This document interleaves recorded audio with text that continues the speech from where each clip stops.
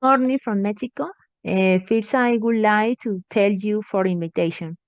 My students are direct to the use of probiotics and prebiotics as alternatives to avoid chronic degenerative disease. In this today, I please to talk to you about a topic that in recent years has been of growing interesting: the impact of microbiota and probiotics in development programming. I told about two critical windows: what happened with microbiota during pregnancy and lactation, how affect the maternal habits in the microbiota in mother and offspring, and told about the use of probiotics as interventions in development programs. The microbiota is a set of microorganisms that have a symbiotic relation with the body and fulfill health functions. This microbiota is distributed in different parts of the body, from the head, nostril, oral cavity, skin, in the gastrointestinal system, and in other parts of the organism. There is an enormous diversity of phylum that make this communication depend on where they are found. This conformation can vary by external and internal factors, such as the type of diet and metabolism of the individual. The microbiota is important talking about the community of microorganisms present in the intestine. That is we are going to talk about intestinal microbiota. It's important to emphasize that in the intestine, mainly in the colon, 7 to 18% of the internal microbiota is found. This makes an indispensable site for the proper functions of this communication. In each individual, the audience of the phylum changes, which makes it so specific and complex at the same time. So it can be considered as a fingerprint. It has been considered as other organ because of the multiple functions it performs and because it works as a thing with other organs. To know a little more about how this community works depends on whether it's balanced and maintained or not. It will perform different functions. For example, it is a biosis. It maintains and balances the intestinal walls, provide adequate use the macro and micronutrients of the diet. On the contrary, it brings disbalance in dysbiosis. There is will be digestive disorders, which trailing a variety of health problems in the individual, who has damage on the immune system as well as metabolic syndrome problem. The intestinal microbiota is an ecosystem that varies according to the state of life of the individual. A baby or newborn, the formation of its microbiota is gradual, of low diversity and very unstable. Lactobacillus and bifidobacterium, two benefit bacteria generally for the growth and development of the immune system, can only be present in breastfeeding is present during child or adolescence. The microbiota is very susceptible to change due to the antibiotic intake or physiology, hormonal, and metabolic changes. The adolescent is the change with the green diversity of the microbiota, which is much more stable and difficult to modify. The dominant phylum are Antibacterium, Firmicutes, Bacteroidetes. In aging, the bacterial diversity is low, and the presence of Clostridium potential harmful bacterial groups increases.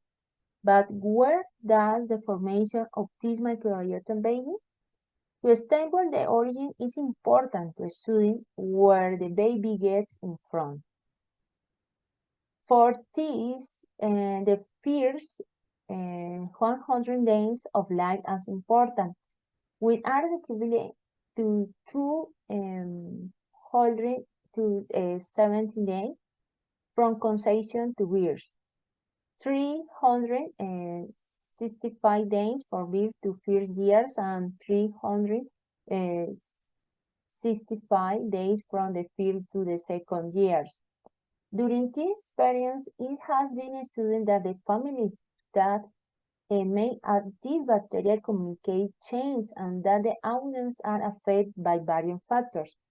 During the first day, external factors should have the time of feeding or maternal habits, intrauterine and genetic factors, the use of antibiotics and the metabolic state of the mother, and birth the time of the delivery and diagnostic aims, and from birth to 2 years genetic, environmental, family, dye, antibiotics, geographic factors, is different factors. Depends. One is the change in this microbiota, but as we can see the microbiota and standard conversation, but how does it happen? The placenta was traditionally believed to form a sterile barrier between the colony's maternal originating tract and the fetus. However, recent students have changed this assumption. Various bacteria and their genes have been isolated from the placenta and amniotic fluid, fetal membrane, and fetal gastrointestinal tract, inhibiting a normal pregnancy in women. These bacteria have three routes of entry: oral, gastrointestinal, and genitourinary. These microorganisms have been found to have different functions in the mammary gland, fetal membrane, amniotic fluid, and fetal intestine. During lactation, there is colonization of two very important genera, Lactobacillus and Bifidobacterium. The form of colonization is via the enteromammary route. The dendritic cells in the lamina propria send the intestines into the intestinal lumen through tiny junctions and trap in the intestinal bacteria and transport them back to the lamina propria and from there to the mesenteric lymph nodes, where they may remain for several days. One inside the dendritic cells or macrophages, the intestinal bacteria can spread to other places, such as the mammary gland, since there is a circulation of lymphocytes with the lymph system associated with the mucosa. At this way, they can be transported by the milk to the neighbor's intestine. Other sources of bacterial colonization are the skin of the breast and the oral cavity of the infant.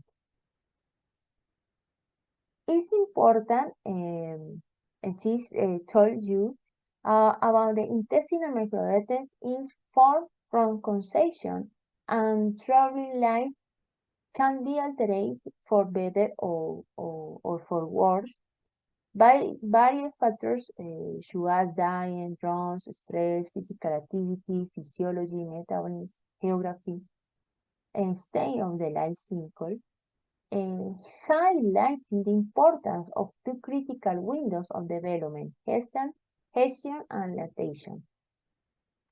So, the concept of programming is of utmost importance. The hypothesis of the origins of development of health and designs propose that the response to a challenge in a critical window of time during development modifies the physiology, microbiota, and fetal and neonatal metabolism, which affects health throughout life. For example, obesity during pregnancy and lactation links an increased risk of the offspring developing metabolic disorders in addition to the adverse effect of the mother, which cause alteration in the phenotype, such as physiological, endocrine, metabolic, behavior, composition, and diversity in intestinal microbiota community, which leads to long-lasting effect on offspring. Dietary habits in women prior to conception and during gestational lactation can important repercussions not only on the growth and development of baby, but also for the rest of her young and adult life. While pregnancy and lactation are periods of vulnerability for predisposition to disease in postnatal life, they are also windows of opportunity to implement interventions that seek to improve the health of both the mother and her offspring. Adequate nutrition is the fundamental base for a healthy life. Various interventions have been used from the use of antioxidants, proper nutrition, and exercise, but highlight the use of probiotics as sources to prevent the adverse effects of programming and guarantee a healthy life in the offspring. As is generally known, probiotics are live microorganisms that confer a benefit to the health of the host. There are several benefits of probiotics, from reduced gastrointestinal, reduced inflammatory body disease, preventing metabolic disorders, and increased immune function. Probiotics have various ways of working to give the health benefits, from the production of vitamins, proteins, exopolysaccharides, competition for the points of attaching to the epithelium, activation of the immune system, increased barrier fusion, and production of antimicrobial substance. A variety of mechanisms are linked to drive to health benefits of probiotics to the host. In some cases, such as production of antimicrobial products and cross-feeding with other resin microorganisms.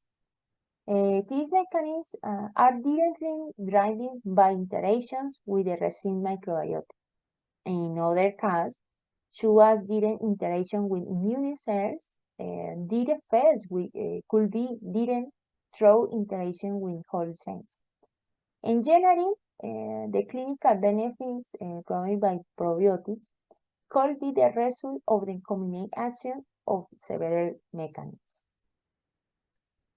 Considering the importance of probiotics in health, my students ask direct at the isolate of new potential probiotic bacteria used in conventional sources. For example, probiotics isolate from the aguamiel of Agave salmiana. Aguamiel is the edible sweet sap obtained from a specific mature agave species, which is commonly fermented to produce pulque, a traditional Mexican alcoholic beverage. I studied from its probiotic potential and the effect in preventing obesity. This strain isolate was identified as Leuconostomes enteroides. Regarding its probiotic properties, according to the critical establishment by the FAO, resistance to gastrointestinal conditions was determined. Additionally, adhered to intestinal epithelial cells, produce antimicrobial compounds, and excluding pathogens by positively engaged immune fusion. In these studies about the use of Leuconostomes enteroides in model obesity. This studies is in collaboration with other doctor, Principal Dr. Elena Zambrano. We have evaluated the effect of this potential probiotic strain in an experimental mouse model of obesity induced by a high-fat diet. Oral administration of Leuconostomes enteroides to high-fat diet fed might significantly reduce body weight gain associated with a reduction in fat mass, assuming the possibility that this potential probiotic strain can reduce fat deposition. High-fat diet increase glucose, cholesterol, and leptin levels in the OB group, but the leuconostomes enteroides administration, lowering these levels. It's important to highlight that all the biochemical parameters obtained in CP were similar to C. In these students, adaptation in the obese state was demonstrated by an increase in Williams hair, higher clean them, and low numbers of goblet cells per area in EUV compared with C. These changes are leading to increase intestinal absorption and impermeability with subsequent metabolic inflammation, increased energy harvest from the high-fat diet. However, administration of leuconostomes enteroides is effective in reduced bilium hairs in OVP group and changes that may reduce absorption of dietary fat and constitute a mechanism by which this bacterial strain exerts a positive effect on liver steatosis and maintains the good integrity. Another benefit effect observed is that in decreased hepatic steatosis, as well as the accumulation of fat in adipose tissues. Additionally, it reduces the production of CLR4, CD14, and TNF-alpha. It's important to highlight straight probiotic induce the production of anti-inflammatory cytosine, AL10. Currently, the effect of probiotic in preventing the demands caused by maternal obesity in the offspring is the given student. In this student, the administration of probiotic was evaluated for 1 month before mating, during pregnancy, and lactation. It's important to clarify that all the offspring of the 4 rounds from weaning consume controlled diet and did not receive the probiotic. In other words, both the positive and negative effects observed in the offspring are exclusively due to the maternal environments that were exposed during the critical windows of development, pregnancy, and lactation. High-fat diet increased fat, glucose, and insulin-resistant index in modern high-fat diet fed, but the leuconostomes enteroides administration lowered these levels. It's important to highlight that all the biochemical parameters obtained in CP were similar to C. In mothers fed a high-fat diet, they presented a green area of adiposities as well as green accumulation of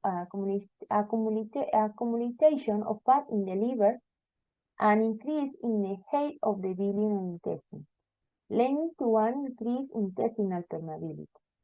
However, administration of leuconostomes enteroides is effective in reduced bilium hairs, decreased hepatic steatosis, and the accumulation of fat in adipose tissues, assuming the possibility that these potential probiotic strains can reduce fat depositing.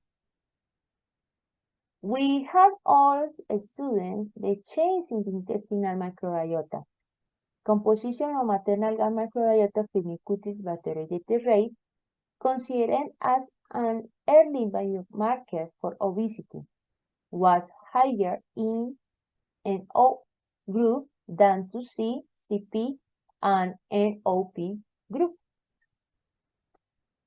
We had studied not only the composition of the microbiota in the colon, but also in the mammary gland and in the milk. Studying the composition of microbiome that can be transferred to the development offspring. These results show the presence of proteobacterium in higher percent in C, CP, and NOP models. These billions of microorganisms is considered an early marker for the development of the innate and adaptive immune system. Sexual dimorphism was observed in osprey gut microbiota at 21 postnatal day and 110 postnatal day. The phylum more predominant at this age are Bacteroidetes, Firmicutes, and Protobacteria. The Protobacteria phylum considered as early primate of the innate and adaptive immune system was lower in male and female NO compared to C, CP, and NOP group. The Verrucomicrobio phylum associated with fat storage was higher in both male and female NO compared to C, CP, and OP.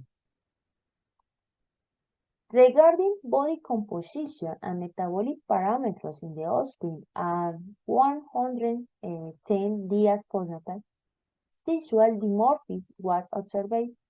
Male offspring from obese mother contain more fat compared to offspring from mothers treated with the probiotic. As for lectin and triglycerides in serum, they present higher concentrations compared to offspring of NOP models.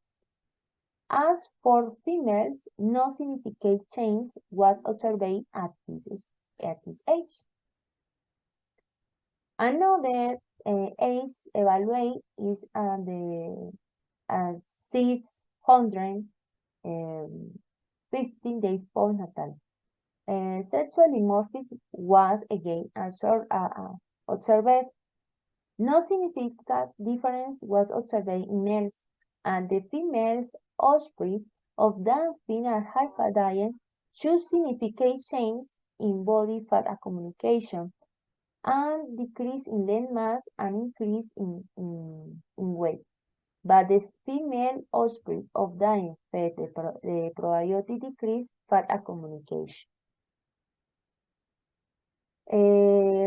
NO during pregnancy and lactation is accompanied with gut microbiota dysbiosis with a simultaneous development of metabolic disorders, which could affect microbiota transmission from the mother to offspring and future result in offspring metabolic distortion. Maternal probiotic intervention improves gut microbiota in both mothers and offspring. Thank you. I want to tell all the people on the road and growth students, as well as my collaboration, who made it possible to carry this kind of students. Thanks for your attention.